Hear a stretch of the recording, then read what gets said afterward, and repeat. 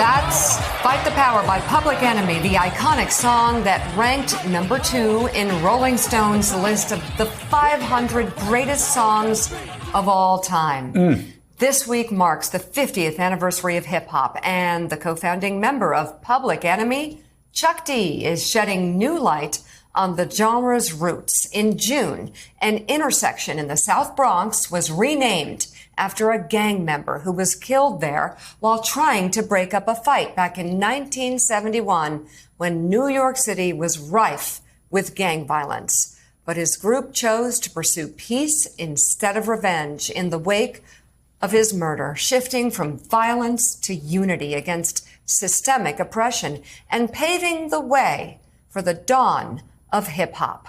That story and the movement that emerged in its aftermath is now the subject of a new podcast series entitled Can You Dig It? A Hip-Hop Origin Story. And Chuck D, who narrates the new podcast, joins us now along with co-creator Pete Chelala.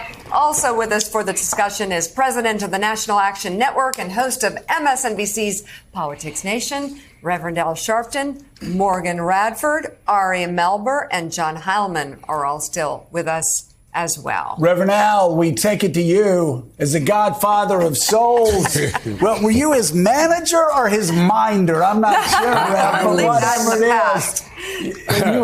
I was more like his son. I never, he wouldn't let me get into the business because he wanted me to stay in civil rights and a preacher. But let me go to Chuck. Chuck and I go way back, and I think it is probably a blessing that we're both sitting in the studio because we're both now 5 or 6 years apart. I don't think we thought we'd get to this age when we were growing up. But you, the energy in that movement that made that thing happen, the Fight the Power thing, without you, that doesn't take up the speed and momentum.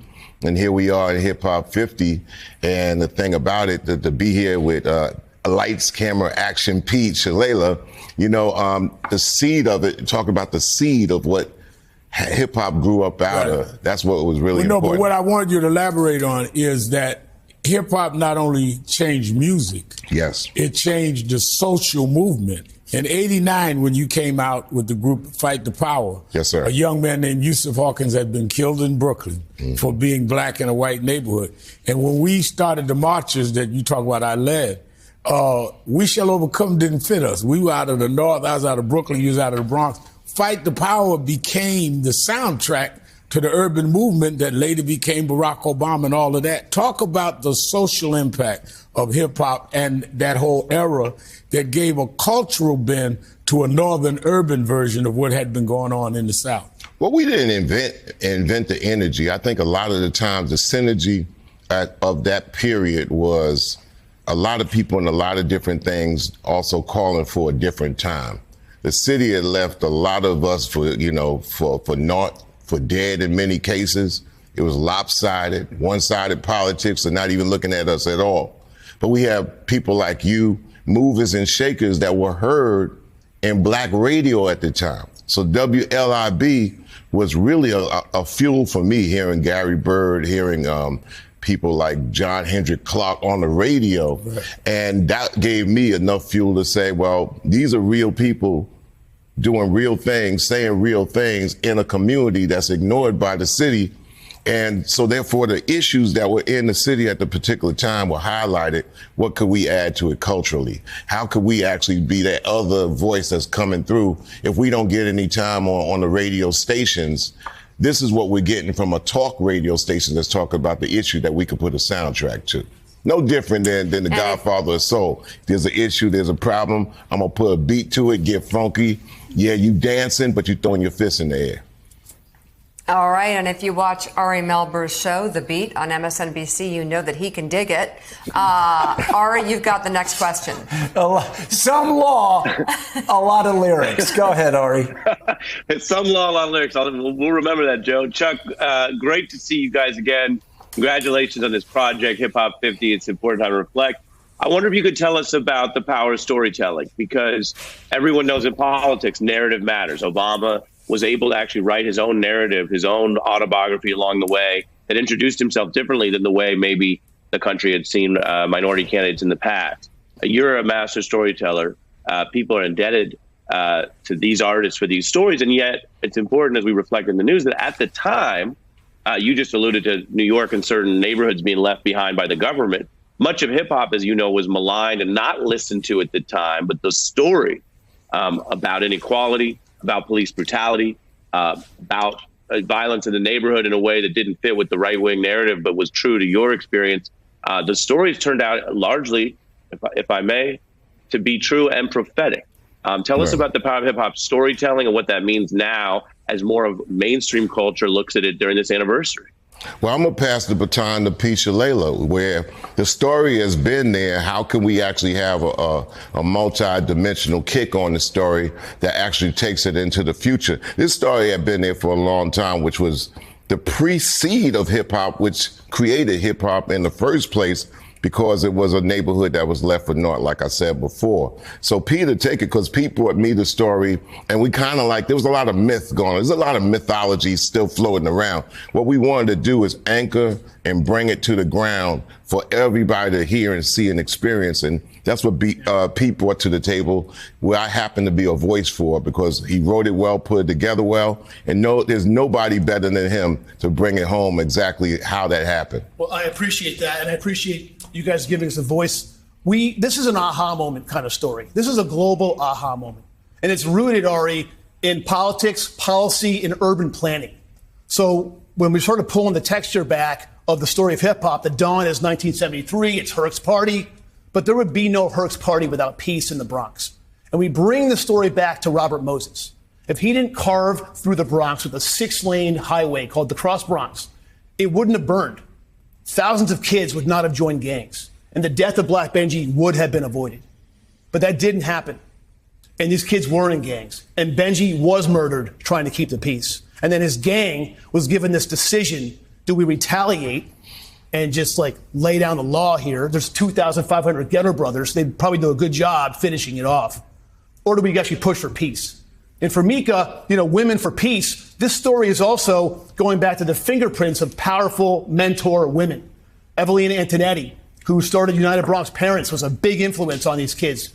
Rita Fetcher, who was a teacher from Chelsea, would go up to the Bronx and teach these kids art and give them hope and confidence. She always said the smartest kids are on the street. And then Black Benji's mother, Evelina Antonetti, when given the choice to retaliate, she said, I want to stop the cycle of violence and tip these guys in to the Hoe Avenue peace treaty. So we always say no peace, no hip hop. No murder of Black Benji, no decision, no peace, no cool Herc Party. And we just want to give credit to the people and the kids that made those decisions and did the impossible, which they basically changed the world. And nothing starts from itself. Like Pete said, there's a community behind everything. And then when you talk about positive movement, it's almost like you're climbing up a mountain. So you have to have the energy, the power, the backing, and the collective voice of a people to make something happen. So hip hop is all over the world. We're celebrating the 50th year. That's a tremendous achievement, but it does not come without the effort of community heads and leaders that gave a voice to power. Chuck said in an interview with Billboard that Chuck, this story. Oh, sorry, John. Go ahead. Yeah, no problem. Hey, Chuck, I want to pick up actually right on where you were at. And, you and I have talked about this before. You did a podcast a few years ago where you told the story of the Clash.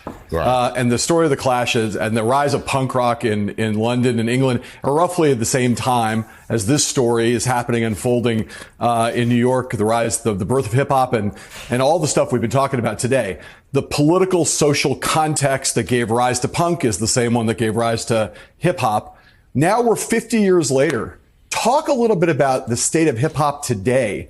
We have an incredibly polarized, we have a social cultural context in which you would think that political music arising out of politics, whether that's in hip hop or rock or whatever, you would think that you would be seeing a very vital resurgence in that. But instead, we don't really see that quite to the degree that we did in the 70s and certainly in the 80s, around the time that Public Enemy was so powerful. So talk about where we are today and why there's not more politics and social commentary still in hip hop.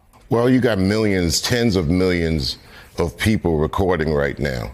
You know, Morgan could tell you inside her music, she's streaming 10 million songs. So people are recording all the time.